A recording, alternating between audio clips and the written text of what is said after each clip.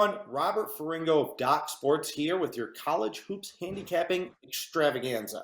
With me, as always, is Raphael Esparza, one of the top college basketball handicappers in the country. If you like what you see and hear, be sure to go to www.docsports.com or click the link above or below and get $60 to use towards a free account at Doc Sports. You can use that for any handicapper in any sport and any package that you want. Don't forget to check out the Doc Sports YouTube channel as well for other informational, free play, and just kind of general random gambling videos. So, all right, Raphael, Thursday hoops. This is the mishmash day, right? We have a lot of smaller conferences playing big games. We got a little bit of a mix of Big Ten, Pac-12 action going on. So there's action all over the country. It can be a little bit overwhelming, but we're going to do our best here to help people guide them through it. And we're going to start with a familiar conference. We're going to start in the Big Ten. We got two top 25 teams, Ohio State at Illinois. What were your first thoughts when you saw the number, and how do you see this game shaking out? The number came out pretty much what I thought it would be, but let's face it. Are we still on a high from what we saw last night with Connecticut and Villanova? That game was probably one of the best college basketball games I can in a regular season, not a conference or a March Madness. What a great game! I'm still a little jonesing on that. If you had to under, I'm sorry, but what a fantastic game! But yeah, this one right here. Here's another one. Ohio State coming off. Little shocker of an overtime win against a struggling Hoosiers team, but I think we're going to see a little bit fast-paced game here. The total, I think, is just a little bit low. I thought the total was going to be like 142, so I think there's value there. The number might move, I think, downward. There was some 6.5s this morning when I opened up my eyes, so I had the Crusties in there, and it moved really quickly at solid 6. Would not shock if we see 5.5 drop. I don't think we'll see a 5, but I think we'll drop and see 5.5. I think some dog money might come in because let's face it, these two teams would not shock me if they're cutting down the conference tournaments in their conference or Purdue or whatever. But I just think the total has value. If you like Purdue or Illinois, maybe wait, see if you can get that 5.5. If you like the Buckeyes, I say grab the 6 because there's no way I think this goes up to back to 6.5. Yeah, you mentioned Ohio State getting the rare overtime favorite cover their last game. I can tell you that the next time that happens to me, where I'm laying points with a team and they go to overtime and they actually cover the spread, it'll probably be the first time that's ever happened to me. But that's the thing about Ohio State is they're 3-1 straight up against the spread in their last 4 games. But I can't say that they're playing particularly well. They got bombed at home by Iowa. Iowa's a decent team, but they're terrible on the road, and Ohio State was never really in that game. Indiana's lost 5 straight. They're not playing particularly well. And it took overtime for Ohio State there. So I really like Illinois in this spot. Through kind of a scheduling quirk, they've played 4 of their last 5 games on the road. They're 3-2 straight up and against the spread over that 5-game stretch. But because they haven't played a lot of home games, it's really easy to forget what a nice home court advantage they have in Champaign. Ohio State's a tough team to blow out, so I don't see Illinois just laying the wood. But I won't be surprised if they win and cover this game. So, all right, second game that we're going to talk about is, to me, one of the most interesting games on the board. We're going out to the WCC, and we have Gonzaga as a healthy, number 1 Gonzaga, as a healthy 10-point road favorite at San Francisco. Raphael, were you surprised that the number was this low, actually? And does San Francisco have a chance in hell of staying with Gonzaga? It didn't really shock me because, Gonzaga, I hate to use the word struggle when they played. I think in late January in Washington, I think it was like 78-62. So, that score may look lopsided, but if you look at other Gonzaga home games, then the score sometimes could be 100-62. So it didn't shock me that I saw double digits. Now, if it goes higher than 10, I can't believe I'm going to say this. I think you can get value with the Dons on this one at home. I don't think Gonzaga loses this game, but I would not be shocked if San Francisco hangs around. I think there's no value on either side or total, which I love playing Gonzaga games over, and sometimes it's a good bet, and sometimes I'm grabbing my ankles and asking for a hug later. This one's just matched up really, really well on the numbers. I'm excited because I want to see how – I think Gonzaga knows that Arizona's looking. They need to look behind them because Arizona's been playing some really good ball, and they can leapfrog them to the number one team in the land and get that number one bid in the NCAA tournament. So I think Gonzaga needs to put the pressure on and get some big, big, big blowout wins because Arizona's nipping in their butts to try to get that number one overall. Zags win. I don't think they cover. Well, it's funny you say that.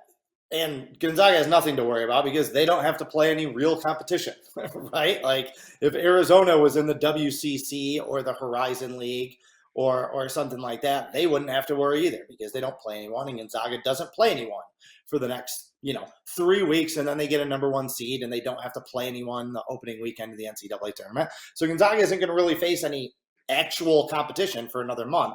So I think they're okay, but Gonzaga's 8-4 against the spread in their last 12 games. They're 8-1 against the spread on the road, and the favorite is 7-2 against the spread in the series. Are we missing out by not just blindly betting Gonzaga? I mean, again, Mark Few has proven that he's one of those coaches that knows what the spread is going into a game because he's trying to beat it. He's leaving his starters out there up 31 against a 32-point spread with 3 minutes to play type of thing. So are we missing out? Should we have been just riding the Gonzaga train blindly all season long? Not really. I mean, their last two games they didn't cover. They didn't cover against Santa Clara, and they didn't cover on the road. I want to say it was either Pepperdine or BYU their last road game. They didn't cover on those two games. But you're right. Gonzaga always knows what the number is. I mean, their last time they played San Francisco, the number was 16.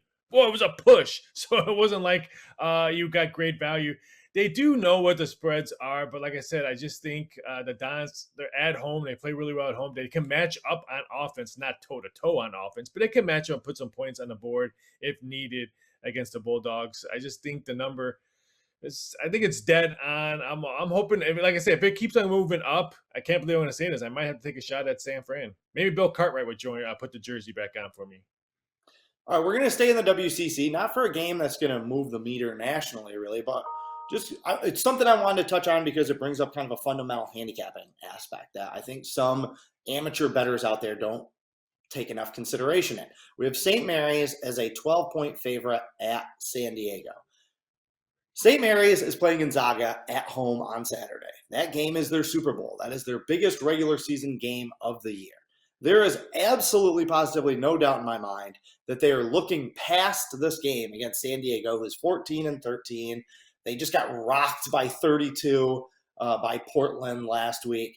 So I don't think St. Mary's is taking this game seriously at all. And I definitely think they're looking ahead to that much bigger game against Gonzaga on Saturday. In fact, I think St. Mary's is probably more interested in the Gonzaga-San Francisco game than they are in their own game against San Diego here. So, Raphael, how do you treat these look-ahead situations? Do you put a lot of stock in that as kind of a handicapping angle? Or is it just, hey, San Diego stinks, St. Mary's really good. They probably will blow them out of their own gym. Just give me some thoughts on look-aheads in general and this situation specifically. Yeah, this one totally. I agree with you. They're looking at Gonzaga, which Gonzaga has owned the Gales. Seems like forever. So it's not that big of a look ahead spot when someone just owns you. It's like the Bears looking forward to Green Bay coming in town when Aaron Rodgers and the Packers own them. But this one, what's the point? They're 12-point favorites. I made this number 12. If it continues to creep up, then I think there is really good value of San Diego on this one at home. The Gales are going to be thinking about Gonzaga on their next game. So there is value on that one. I have St. Mary's going into the tournament, so they definitely need, I don't want to say a marquee win, but an established good road win, double digits, so the committee can look at that. I have the WCC having 2 to 3 teams. Wouldn't it shock me if they put 3 in this year. St. Mary's needs a big blowout win because, like I said, they might get blown the doors out next weekend. So get that big double-digit win tonight because you might get blown out by double digits in your next game against the Zags. Yeah, St. Mary's is kind of in the situation right now where they just need to avoid bad losses. I don't even think they need that big win over Gonzaga. It would help. It would punch their ticket pretty much automatically. Yeah. But if they can just avoid taking a bad loss, the WCC, as if Gonzaga needed just like another advantage, I think the top 2 seeds get buys to the semifinals in that conference, if I'm not mistaken. So, again, St. Mary's just needs to avoid a bad loss, which tonight would be. Generally, I am a big believer in let down and look ahead situations. You're talking about 18, 19, 20-year-old kids. They get up for games. Their motivations or levels are different for different games. In this game, like I said, there is no doubt in my mind that St. Mary's is looking past San Diego and looking ahead to Gonzaga. The problem is, can San Diego actually do something about it? If this was maybe a Santa Clara or something like that, one of the better teams in the WCC, I think St. Mary's would be in some trouble. But San Diego, half of their losses this year, I think 6 of their 13 losses have been by 15 or more points. 5 of their losses have been by 20 or more points. So when they lose pretty horrifically. So I don't know if this was one of the last plays I caught from my card. I had San Diego typed up. I was going to release it as a premium play. I just don't have enough confidence in them. But St. Mary's needs to be careful. Needs to be careful in this situation. All right, we're going to stick with mid-major teams, but we're also going to stick in the top 25. Murray State. I mean, I guess you could call them the hottest team in the country. They have one of the longest winning streaks in the country going right now. 16 straight games. They are at home facing the second best team in the Ohio Valley Conference, and a team that I think is NCAA tournament caliber. Now, Belmont is not going to the NCAA tournament unless they win the OVC championship. They don't have the resume. But are they good enough to play in the NCAA tournament? Absolutely. Are they good enough to beat a high major team in the NCAA tournament? Absolutely. And Raphael, were you surprised that this number came out kind of as short as it is? Murray State won 16 straight games, have just been wrecking people in this conference, and they're only 3-point home favorites against Belmont. Whoa, what do you think about that? Let's look back in January 15th. You're still probably eating Christmas cookies. You still can't believe you have to wear that sweater that your wife bought you or your girlfriend bought you. And you're sitting down watching the Murray State Belmont game out Belmont. And what the final score was of that game? It was ugly. Murray State wins on the road 82-60. Now come back to February 24th. You're getting ready for March Madness. People may be sad that the football's over. No, it's March Madness. Murray State should be at least 5-point favorite in this game. I wanted to write this up as a premium play. I don't call my plays premium play, just call my plays, but everyone else does. I'll just jump on ship. But here's one of these ones that is a trap. Is it just too low? We talked about this time after time and time again. I use this as my YouTube free play today. Hint, hint, hint. Click on the YouTube. Watch my free play. I have Murray State -3. You don't have to watch the whole video right now. I have it on there. I just don't understand why this one wasn't 4, 5. After I remember watching that game, 82-60, Murray State was toying with them in the second half. They could have probably won by 40 if they wanted to. And it was at Belmont, not the racetrack, but the University of Belmont. I just don't understand this. Murray State wins. Would not shock me if we see another double-digit win by the Racers. Sorry, Belmont. Yeah, I remember that game very, very well because I had it was either a 6-unit or I think a 7-unit play on Belmont at home -6 in that game. And they got freight trained by 22 points. Belmont's 0-6 against the spread in their last 6 games also, which makes it even weirder that this number is down. I agree with you. It's kind of a red flag. I think the public will be on Murray State. And I think that this is a bad number because the books are opening themselves up to take a lot of Murray State action. You don't get a ton of mid-major teams, and especially a lot of teams from the OVC make it into the top 25. When they do, they get Joe Public's attention because, hey, look, a top 25 team is playing at home and they're only laying 3 points to some team that, with players I couldn't pick out of a lineup. So maybe Belmont does. Maybe the books have it right. Maybe Belmont gets some revenge and they do win this game. Wouldn't shock me because of how good Belmont is. That still doesn't mean it's a good number. It's a bad number because the action in this game is going to be so lopsided that the sportsbooks are opening themselves up to take a big hit. The number should have been around 6.5. If Belmont was a 6-point favorite at home, I think, and Murray State beat them by 22, I think Murray State deserves to at least be a 6.5 point favorite. So I'll watch this one because I do feel like these teams are going to meet again in the OVC tournament. So I want to see if Belmont stands any chance of matching up with the athleticism of the Racers. The inside game, they have a solid inside game this year, Murray State. That's the difference between this year's team and the last 3 years' team. So it's one to watch. But for me, I guess it's Murray State or bust. And I hope Murray State does win by double digits, and I hope the books take one on the chin because they deserve to when you put up a bad number. So, all right, we're going to finish up in the Pac-12. All right, big game. Really is a big game. UCLA at Oregon. Oregon actually went on the road and beat UCLA a few weeks ago, last month. It was a big win. It was probably Oregon's first big win of the season. But since then, the Ducks have been taking on some water. They've lost 3 out of 4. They're 1-5 against the spread. This is a matchup of the stoppable force, which is Oregon's 1-4 against the spread record at home, against the movable object, and that's UCLA's 2-5 against the spread record on the road. So, Raphael, what do you think when you see this matchup? Yeah, this one, I mean, I'm still impressed on how Oregon played against Arizona. I mean, they covered. It was 84-81. I thought that Arizona was just going to blow the doors out of them and be an ugly game. So I was impressed, a little shocked at the number. I really thought UCLA would have been like a 2-point favorite in this one. Oregon's at home. Eugene's always a tough place to steal a victory, even on the way the Ducks have been playing. But you said it, UCLA has not been able to cover games, especially with all that experience they got in the court. I'm shocked at how bad they just can't cover games.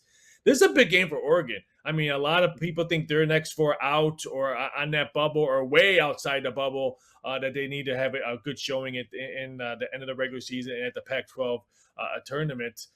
This is a big game for them. This could be their bracket game. I mean, they're at home. They've already played this team. They've already beaten this team. They need another significant win, maybe erase. So then maybe if they win this game, they can go back and say, wow, they really played well against Arizona, the number 1 team in the land, only lost by 3, booster up their resume. This is a huge, huge game for the Ducks. I kind of like them at +3. I just couldn't pull the trigger because all I can remember is the game they've been playing before they played Arizona, where they were just getting blown out and had no heart. So I like the Ducks in this spot. I don't see 3.5. I would be doing backflips if it moves 3.5 to 4, but this one will probably stay 3. I don't see 2.5. I'm going to wait. I still think the Ducks are a good value at +3. I don't know if I'm going to play anything on it. Yeah, you really touched on pretty much all the salient points here. You know, Oregon, I was kind of kicking myself that I didn't go bigger on them against Arizona. I thought that number was a little bit out of whack. I actually thought that they would play well in that game, but I couldn't forget about what happened in that Arizona State game. They got absolutely humiliated by a terrible Arizona State team. And you know, this is an important game against UCLA. Oregon needs some more marquee wins. That Arizona State loss was a crippler. They can't lose when you're on the bubble like they are. Okay, next 4 out, whatever. I don't track too much of that this time of year, but you can't lose to bad teams. You just can't. A lot of times making the NCAA tournament isn't even so much about racking up big wins. It's about avoiding bad losses. For me, this number is almost incidental tonight. Either you think Oregon is going to win this game, in which case I would play them on the money line, or you don't think they're that good. You think UCLA is going to get some revenge. Something to consider is UCLA is 17-40 against the spread as a road favorite. This is not their role. Okay, Oregon has 2 big games this weekend. They play UCLA tonight. They play USC on Saturday. If they don't win at least one of those games, they're not going to the NCAA tournament. So they have to be playing with as much urgency as any team in the country. If they win both, they might punch their ticket this weekend. But they got to have at least one of them. Is this going to be the game that they get? Maybe. If you think so, think about Oregon on the money line. If not, if you like UCLA, if you think they're trending upwards, you think they have the revenge motivation, and if you think Oregon just isn't good enough, then go ahead and lay the points. UCLA is favored for a reason. All right. Let me touch a point on that. Let me touch a quick point about that Oregon when you mentioned money line. I totally agree on you on the money line with Oregon. A home dog +3. The money line should be +130. Now, shop around, boys and girls, if you're watching this video, because there's a lot of +135s out there. That's telling you that A, they got pounded by UCLA -3, or they got pounded by UCLA money line to win this road game. So this is another example that have more than one out at your establishment. You can either take +130 on Oregon or get that whopping 5 more cents and take the Oregon plus the 135. That will tell you what the book needs and what the book has taken already. So I would always make sure to always shop around, because again, I would take that +135 or better than the +3 on Oregon, because right now the books would love you because they're getting pounded by UCLA. All right, great tip, Raphael. How about giving the people some more wisdom, some more of your knowledge? You got a free play winner for them? That's why I wanted to lead into this. I'm taking Oregon. I'm not a big money line player. Everyone knows I'm on my videos. For some reason, I just don't play a lot of sports money line besides boxing, soccer, all those baseball. But basketball and football, I'm not the biggest money line bettor. I agree with the money line on plus 135. If you can get that 5 cents, I grab that definitely. But I'll take the Ducks plus 3. This is their tournament. This is how, okay, get me off the bubble. Get me, who cares that we lost to Cal? Who cares that we lost to Arizona State? This is a big marquee game for them. Eugene's going to be ready. I think they win this game. I like Oregon. Give me the plus 3. Kind of hoping they lose tonight. Not to go against your free play. I'm kind of Thanks, hoping buddy. Oregon loses this game to set up a better number against USC. Going into this weekend, I thought that was the more winnable game for the Ducks. I thought I had them as home underdogs in both games. So I'm kind of hoping they lose to UCLA. So that might get me a better number with Oregon against USC. I think they are going to get at least a split this weekend. I think it would be great if they could get the sweep. All right, my free play video, I'm taking San Francisco. Give me the points against Gonzaga. People that watch the video may think I'm anti-Gonzaga. I'm not. I think I'm a Gonzaga realist. I think it's a joke that they're still in the WCC. I think it's a joke the way they have their conference tournament set up. If they want to know why they haven't won a national championship yet with all the talent that they've had, they have to look at their conference and the way that their schedule is structured. You don't get better by beating teams by 28 points every game. You just don't. I think this is too many points on the road. San Francisco, the only team that's blown, they're tough to blow out. The only team that's blown them out this year was Gonzaga. That was a 16-point game on the road. And as Raphael pointed out, they played them a lot tougher than a lot of teams that go up into Zags land. They fare a lot worse. San Francisco's other 6 losses this year have been combined by just 16 points. All right, Gonzaga hasn't covered the spread in their last 2 games. You're seeing the margins of victory starting to shrink a little bit. Also, San Francisco is one of the most experienced teams in the country. Very, very veteran team. They got a lot of seniors. This is their last home game. Just like St. Mary's on Saturday, this is San Francisco's Super Bowl. They're not going to the NCAA tournament. All right, they don't have a ton to look forward to. But a win in your final home game over Gonzaga, hell, that'll make a career for some of these guys. So 10 points is a little bit thick. I think San Francisco stays competitive in this game. I think the back door is going to be open all night. And I think the value is with the points here. All right. He's Raphael Esparza. I am Robert Ferringo. We are with Doc Sports. Be sure to check us out. Check back next week for more college hoops videos. We should be picking up the pace on these videos also as we head into March Madness. So we should fortunately have some, or hopefully have some more free play winners for you. In the meantime, Carpe Diem. Good luck.